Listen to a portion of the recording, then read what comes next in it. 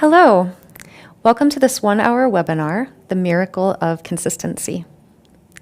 Before we begin, you want to look at your dashboard and you will notice a couple of things. The first thing you'll notice is there is a button that you can click that has our webinar library. So if you're interested in watching other webinars from the past or the future, you can click that.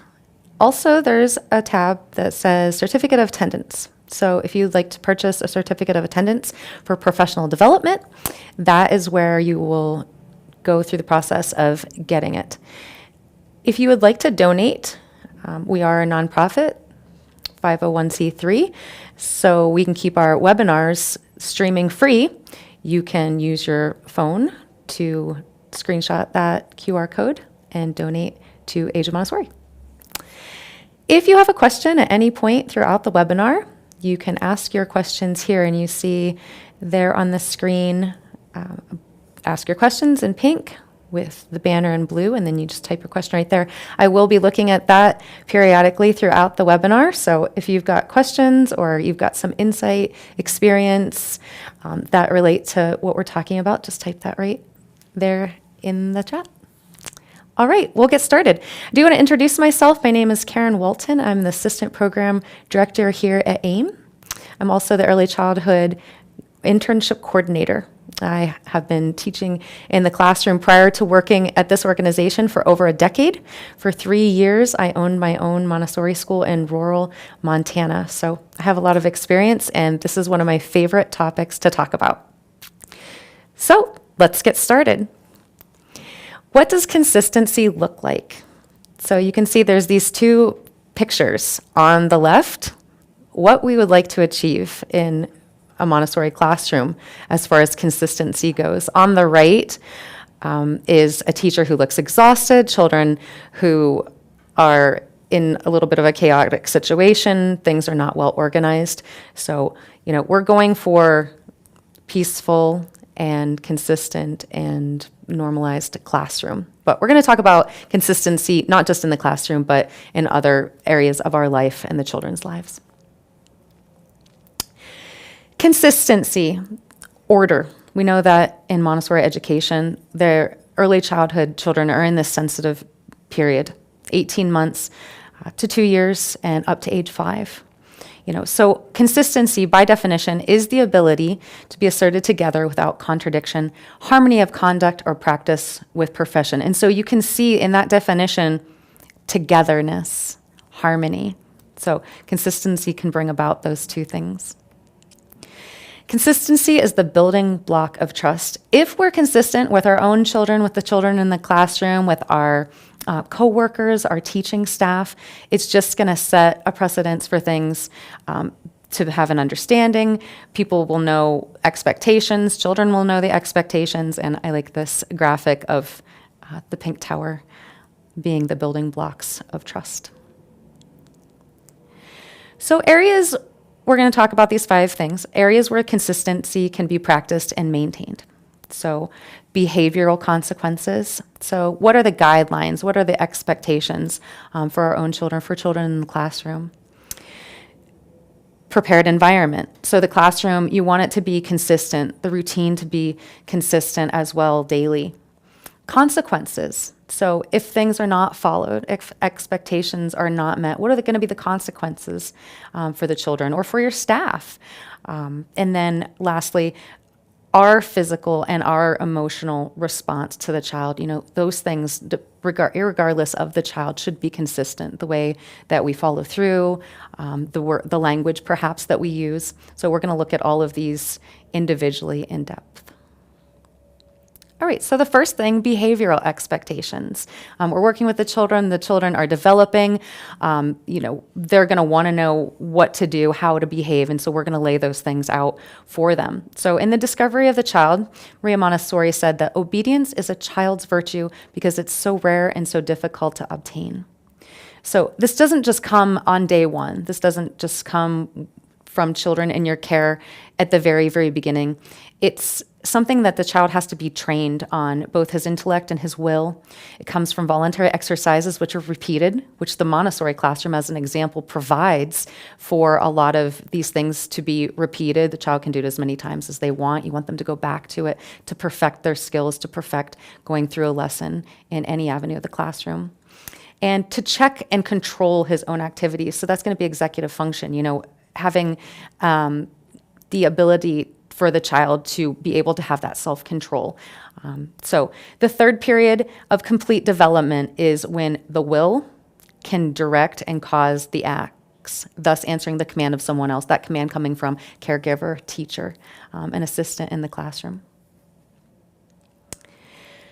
The classroom prepared environment. So this is the second place that consistency can really be a great thing in the prepared environment. So in E.M. Standing's book, he wrote a biography on Maria Montessori. He talks about the importance of order in the environment. So down to the smallest detail, a place for everything and everything in its place. We know that when children are taking materials or they're moving things from the classroom, that ultimately it wants to be put back in the same spot so that they know it's going to be there time and time again. The other children are going to know where it's going to be time and time again. And wholly and completely in each part, meaning, that everything's there. Is the material in working order? Is it all there? Is it going to be a success for the child to take that off and work with it?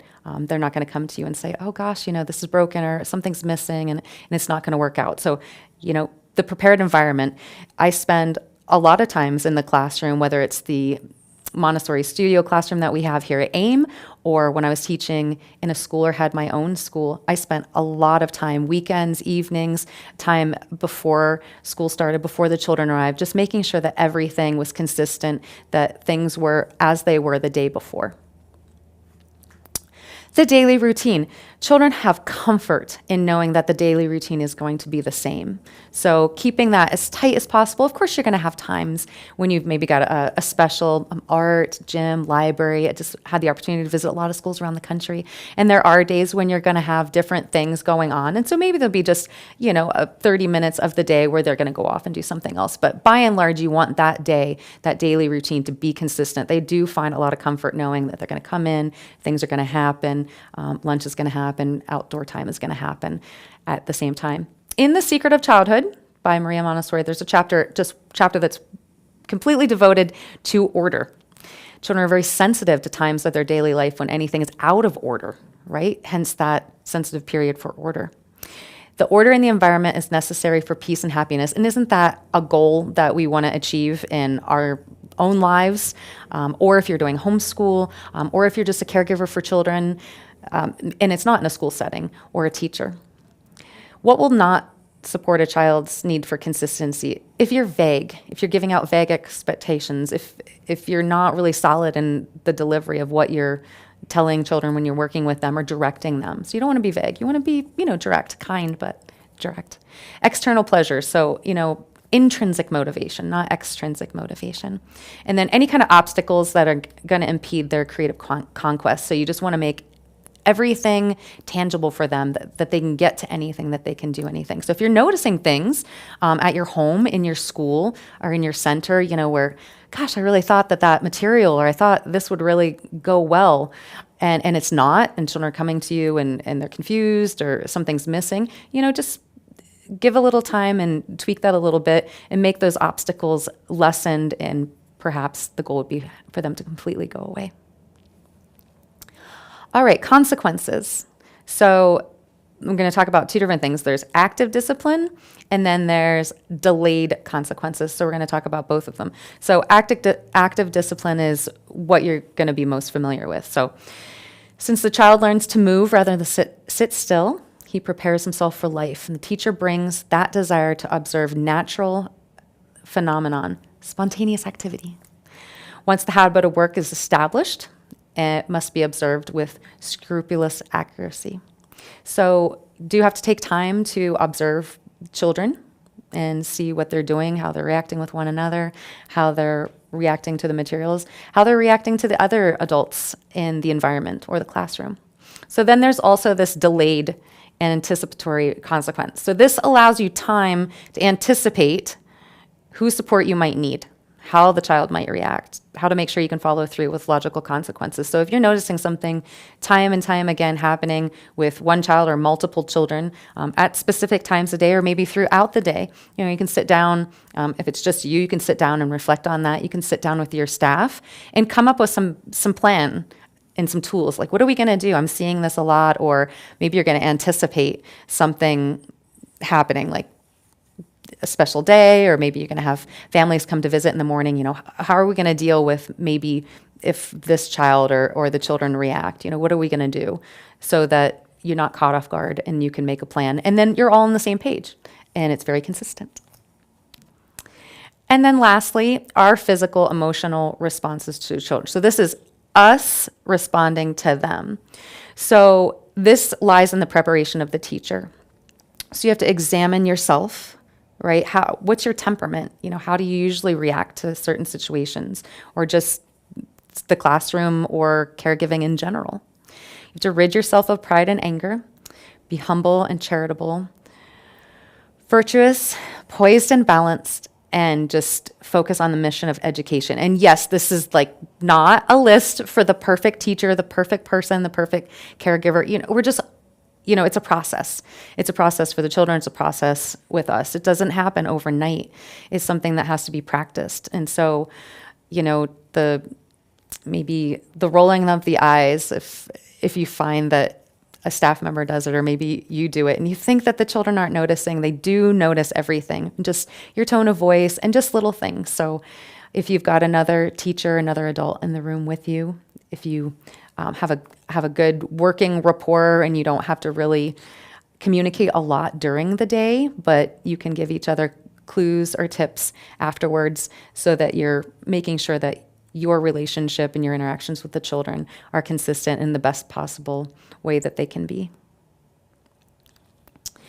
For the next minute, and I'm going to have some music put on for a minute, I want you to just think about, so the areas that we just looked at, so there was those 5 categories.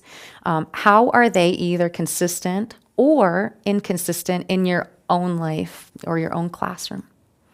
What problems have you noticed that could arise or have arisen from your experience with being inconsistent? What joy and peace do you gain from your experience with consistency? And are there any additional areas where you feel that it's important to be consistent? So I highlighted 5, but obviously there's all sorts of other places where you could be consistent. So take a minute, and if you want to put your comments, your reflections in that space, then I will read them when we come back. Just 1 minute.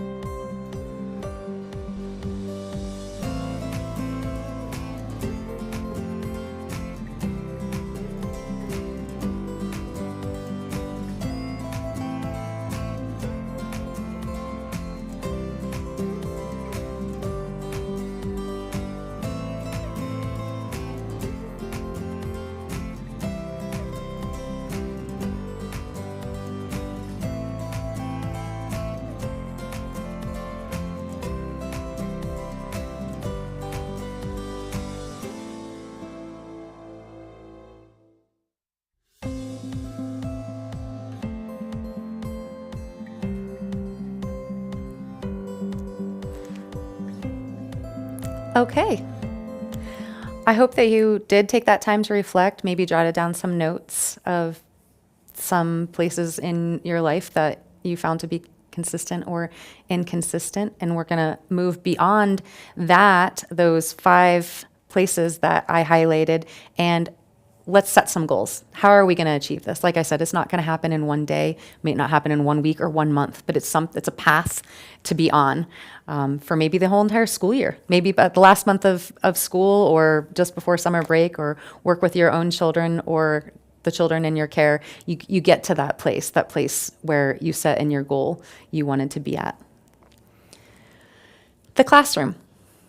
So everyone in the classroom must learn how to control themselves and engage in calm and silent activity. So I visited, like I said, I had the opportunity to visit a lot of classrooms this past week in the Northeast, and by and large, a lot of those classrooms were very quiet. There was a classroom that wasn't quiet, had tall ceilings, it had about 30 children, and the noise level was appropriate for the size of the group and the size of the room, but a lot of them were very quiet. The teachers spoke quietly.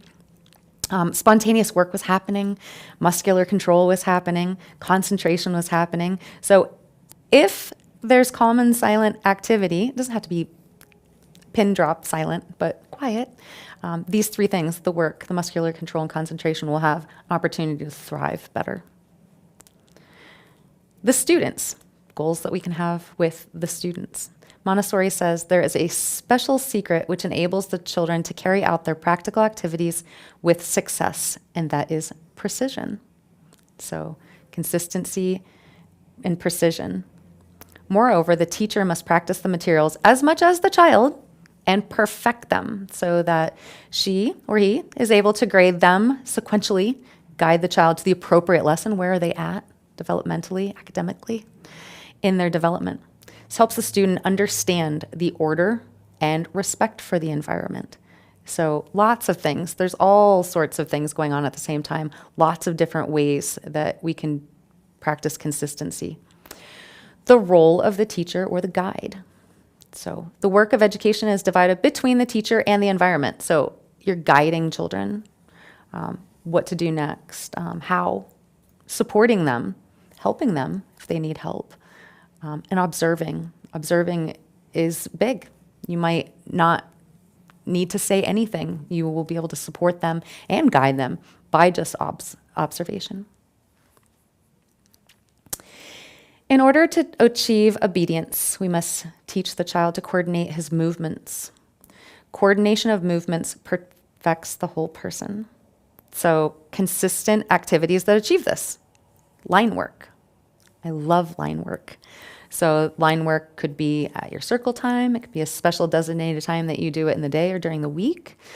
We use this great CD called Let's Move, and it is work on the line. And I have, from experience, noticed that children love the line work, and it's really just a great way for them to work together. And we would do it at the same time every morning. Do not tell them how to do it. Show them how to do it, and do not say a word. If you tell them, they will watch your lips move. So we do a lot of work, Montessori work with our hands. And so if you're showing a lesson and you're using your hands, whether it's spooning or tonging or tracing the sandpaper letters or sandpaper numbers, you don't want to say a lot of language if language is not needed. You don't want them to turn their attention to your mouth. You want them to keep their attention with your hands. Recognizing the areas of our environment and teaching that are not consistent. So we're talking about different places where we can set goals of where we want to maintain consistency. But there are some definite places that I have noticed where either myself or the children's behavior or reactions or my teaching staff, they were not consistent. So times of the day.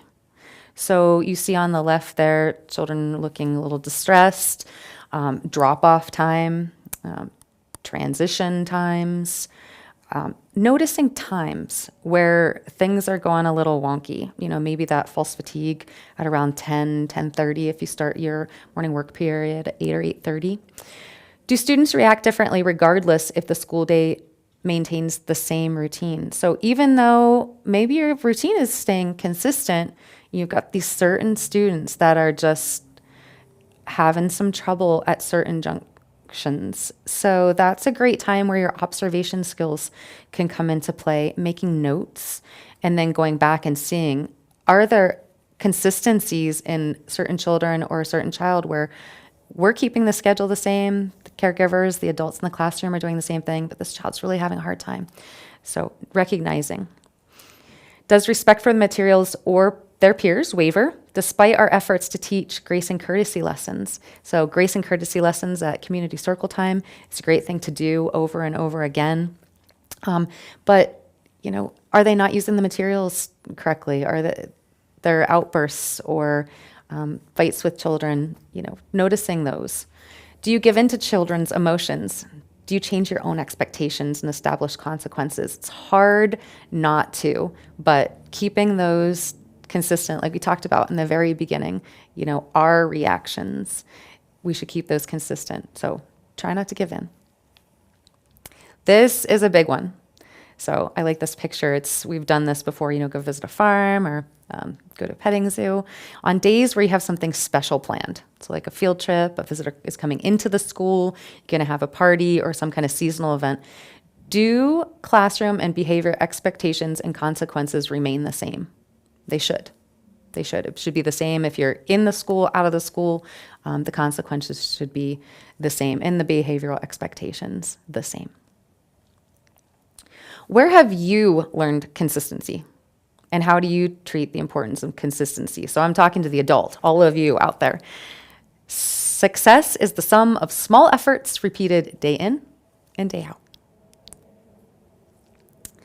So you as the adult, you've got to have some consistencies. And I've listed some of these in this next slide. In that moment where we reflected for, those different areas, what are the areas that you like to keep the same? Some examples might be you've got some exercise routines. Maybe you walk in the morning. Maybe you go to the gym. Maybe you do it in the evening. When you wake up, when you go to bed, I know that always can't be consistent, but if it could be, maybe you wake up the same time every day to get ready for work or for your day. What you eat, when you eat different meals on your own with your family's schedules, sports or music lessons or any kind of lessons, your personal doctor, dentist, massage, therapist visits, maybe you do those in some kind of frequency, where you work and what you do for work. So these are just examples of keeping things the same, areas that could be consistent. And we're going to talk about the feelings that consistency gives you. Consistency is far better than rare moments of greatness. Preparation of the teacher, reflecting inward on ourselves, we can better understand what children might go through when areas of their life are consistent versus inconsistent. It's just, I think, at a higher level for children because they don't have our experiences, they don't have our same level of comprehension. So keeping it consistent is really important for the children in our care. Feelings does consistency give you? Just take like 10 seconds and think about the feelings. Does it give you peace? Brings down the anxiety, I know for me, because then I have to wonder, what if, what? So harmony.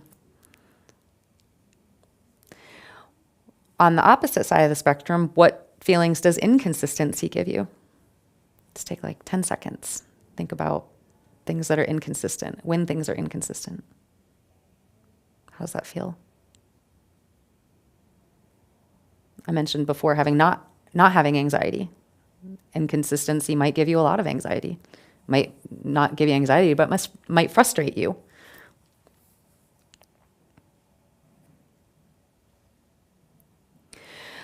So the next thing in the next slide says, what's the opposite of inconsistency? Consistency, harmony, similarity, uniformity, agreement. So all good things. So what lengths are you going to go to preserve consistency in your life. And I can tell you, if you are practicing consistency, then when you go out in the world, out in the workforce, out in your classroom, then, and it's a practice thing, consistency will come more naturally. So maybe you keep an agenda or you keep a calendar. I would be lost, I think, if my calendar went missing, because I count on that. I look at it every morning. I just want to make sure I don't forget anything. And then I want to look ahead and see what's coming up. Joining with a group of friends or family. Maybe you subscribe or you pay money to a choice routine. So, we go to great lengths to keep things consistent, be part of a group. Consistency is serious business, and it brings peace, and it can bring satisfaction that each day gives us by having that consistency. Magnify consistency as the most important thing in your life. And you can imagine how that's reflected as the life of a young child. Like I was saying, it's at such a higher level. It's so important to them to have this consistency. Consistency can't happen all the time. There's got to be times when there's spontaneity. When's it appropriate? It's not realistic for life to be ordered at all times. I'm not saying that everything has to be consistent and ordered at all times. Obviously, you want spontaneity in your life and spontaneity for the children. So when are there times when it doesn't hurt to be unstructured and improvise? Recess, playground, maybe the art area that you have set up in your classroom where it's just they're free to do the art easel or paint or draw. A nature walk. Maybe that's something that you have set up that the children go outside and do outdoor time. Or maybe it's time where you take the whole class or you take your whole group of children and you go somewhere and you do it like a field trip. Circle time discussion or conversation. Just see what comes up. Maybe you've got something planned for circle time, but then it kind of takes a different turn. Go with it. If it works, go with it. You can have that planned discussion or topic later or the next day. We are what we repeatedly do. Excellence, then, is not an act, but a habit.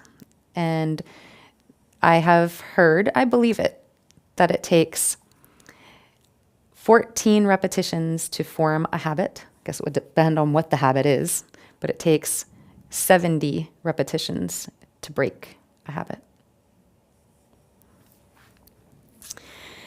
All right, normalization. So that's when things are just running so smoothly, and it takes time. And then consistency. So we got normalization and we have consistency. They go hand in hand. Child overcomes himself. He lives in peace.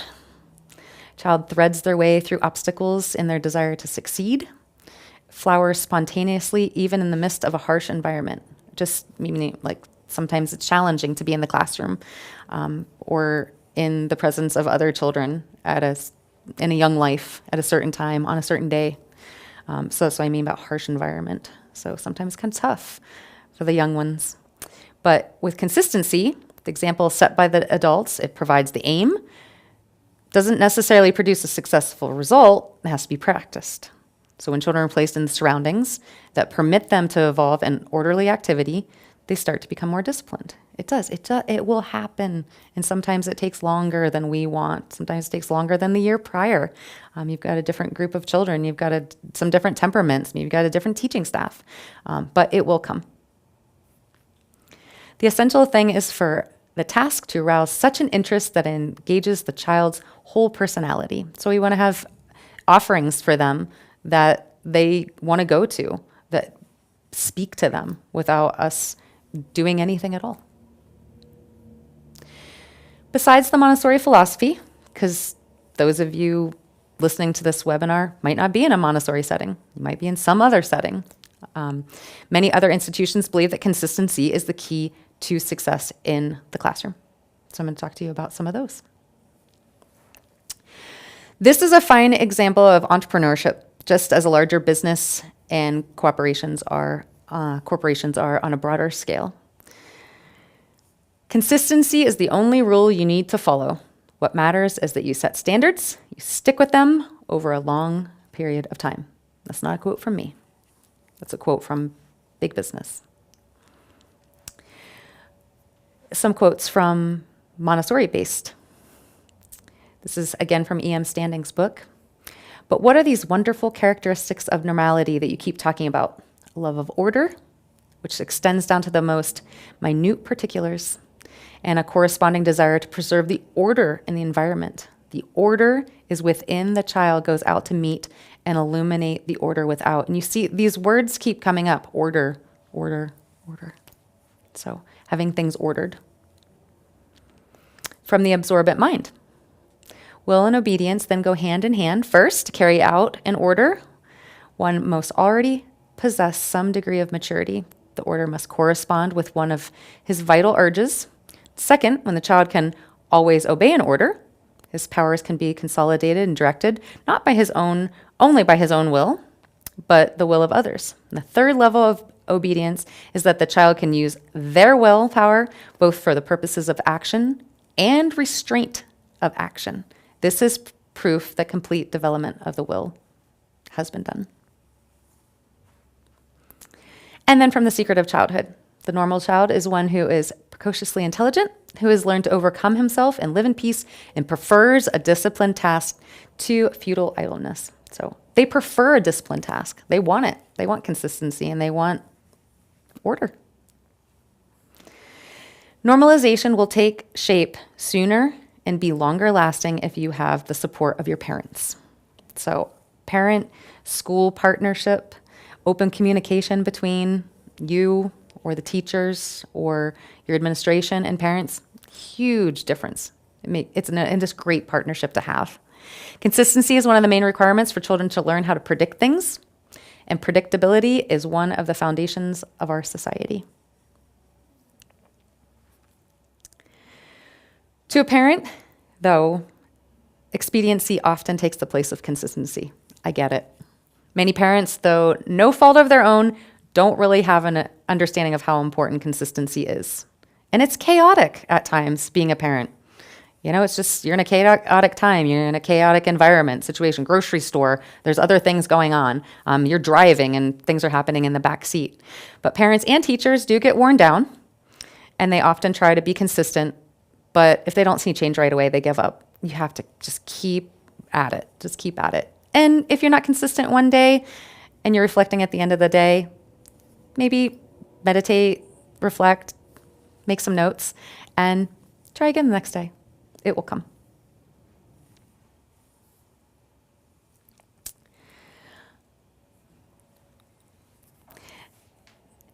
Giving up after a few days or weeks is one of the biggest mistakes that you can make. It takes a long time, and it takes consistent application of principles in order for children to incorporate them on the inside. It doesn't just happen on day one. It might not happen within the whole first semester of your school year. But children don't think like adults. They don't see the world the same way as adults do, and they don't experience things the way we do. So you have to think through the eyes of a child. Our children are counting on us to provide two things: consistency and structure. Children need parents or teachers or caregivers who say what they mean what they say, and do what they say they're going to do. So it's a great philosophy. Even in the corporate world, consistency is critical to success. So think about business, or if you work in an area that's not in education, consistency allows for measurement, creates accountability, establishes your reputation, makes you relevant, and maintains your message. So this would be the message of a corporation or a business or a company. So establishing and maintaining expectations. Make them clear, right? So you want to use language that the children understand. You want to just be direct. Don't use a lot of extra words if you don't have to. Just like when we give lessons, if you don't have to use the extra language, don't. So just make them very clear. Deliver your message from a positive standpoint. All right? Just be positive. Have your expectations be realistic. What can the children handle for the age that they are, the environment? Keep them realistic. And then, like we talked about before, react and discipline consistently. Just whatever the consequence is for that, it's that for every child in your care. You've got to practice this. You might not come out perfectly each time. You might need to tweak it a little bit. You might find that you got great guidelines and great consequences set up, but maybe it's not quite working. So tweak it a little bit. Work with your other teaching staff and the other adults that are working with the children in your care and come up with something that's really going to work. And then this comes down to this other one. So you're going to observe and you may have to reevaluate. And that's okay. Just get it right. Eventually you'll get it right. What works for you. How does a child learn to control himself? Practice, right? You might be, as an adult, doing yoga, or you might be learning a new skill or taking a course in something. You've got to practice that. I just received a certificate in sign language, and I will say it's probably a course that I had to practice the most. It just takes practice. Practice. We can think of consistency as a circle. So by definition, a circle is a closed shape. It has a set of all points in a plane at a given distance from the center, and it's all the same. It's all the same. Very consistent shape. So by moving, it is the distance from a given point is constant. So as you're going around, that point is constant. So again, from E.M. Standing's book, Freedom in the Closed Circle. The child who is really free, who's permitted to remain within that enclosed circle of activity that the child has chosen, without let or interference, and without even the obligation of explaining why he does it. So you've got the child in the middle, this graphic, you've got the child in the middle, and then those things that we talked about, right? Moving around as the child understands that there's expectations, the child's part of the classroom environment, the child understands that there's consequences if, those expectations maybe aren't met or they're not conducting themselves in the way that the expectations are set in the daily routine. We previously talked about the consistency and all those little circles on the outside. They're all moving around, and the child is at the center. And knowing that those things are consistency is going to give them the most harmony and the most peace within the environment that they're at. I am realistic. I expect miracles. Sometimes we think like this normalization, this consistency, this harmony and peace in the classroom and with the children and everything. Is it realistic? Yeah, it's totally realistic. And once it happens, it is almost like a miracle where one day you're standing back and you're looking and saying, we've about arrived, or we've arrived. And it's a good feeling. So how long do we have to wait to experience this miracle of consistency? This is from the Discovery of the Child. The children become virtuous because they practice patience in repeating the exercise, meekness by yielding to the desires and requests of others, and goodness by rejoicing in the good of another, not being jealous or hateful. They're happy and contented in doing good and diligent to a marvelous degree.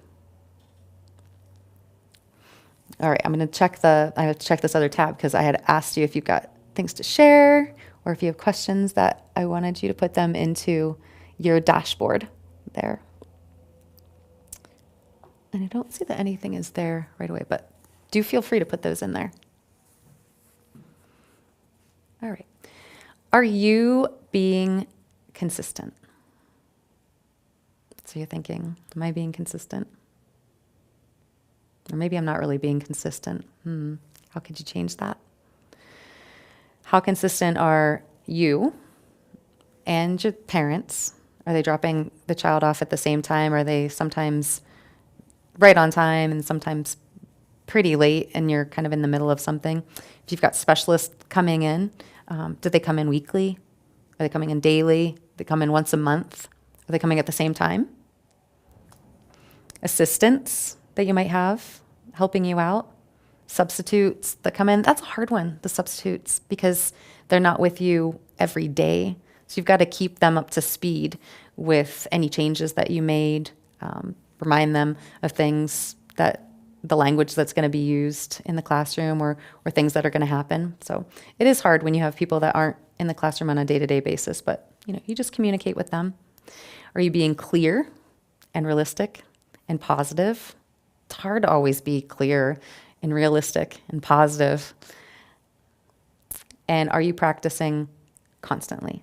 So we have to practice consistency constantly in order for it to be reflected out there in our daily lives. And so just remember again, the feelings that we talked about before, that consistency gives you: peace, harmony, lowered anxiety, just knowing pretty much what's going to happen. And then the feelings that inconsistency gives you: frustration, perhaps, anxiety, just not knowing, wondering, feeling like things are kind of up in the air. We want to stay away from those feelings because it's heightened. Even miracles take a little time. That's from the fairy godmother.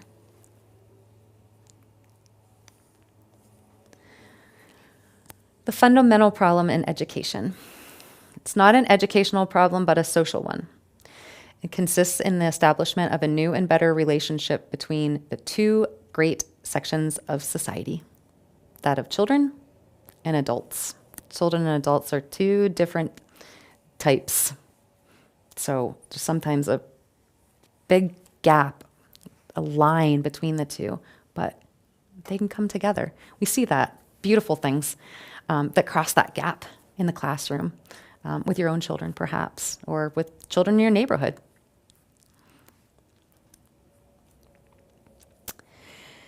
Consistency in the Montessori classroom, along with behavioral expectations, our own attitude, those are the keys to success and normalization. You have to practice consistency consistently and constantly. That's the only way it will ensure lasting performance. And it will minimize the time it takes to achieve normalization in your children. So often you have to reevaluate, observe, and then, like we talked about before, make adaptations to things you thought would work, but they are not either working as well as you'd like, or maybe they're not working at all, without sacrificing consistency. And you have to remain clear, positive, and realistic while maintaining consistency in your classroom or at home and with the children or your own children. And don't give up. It takes time. It's not the same timeline for anybody. We're all different people. We have all different temperaments. Our classroom environments, our home situations, the children in our care, it's all different. So everyone's going to be on their own timeline. And maybe this is not normal for you to think about these different aspects and avenues that we talked about having consistency in. Maybe you never considered the consistency in a certain avenue. So that's going to take time. You might have to make a plan. It can be a physical plan that you write down. It can just be a plan where maybe that's part of your daily meditation, or as you're preparing the classroom for the day, you're looking around, you're making mental notes or physical notes about how can we be more consistent? How can I be more consistent? How can my teachers be more consistent? And so it is going to happen. And once it happens, it is almost like a miracle, and it's beautiful to see. Expect a miracle.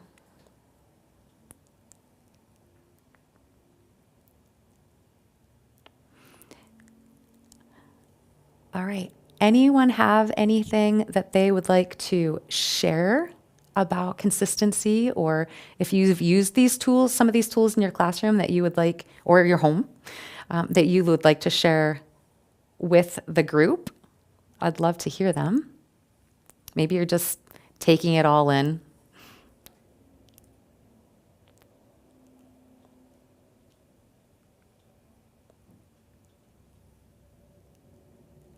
Okay, you're a quiet bunch. So, wanted to let you know that AIM is offering a great promotion if you are wanting to dive deeper into Montessori. And we have an essentials program, and it is $500 off of that training program through the month of October. So you would go to our website, which is www.ageofmontessori.org, And after you add that course to your shopping cart, you will use promo code, all capital letters, October 22, and you will see that discount reflected. And that is just for October. So you want to take advantage of that.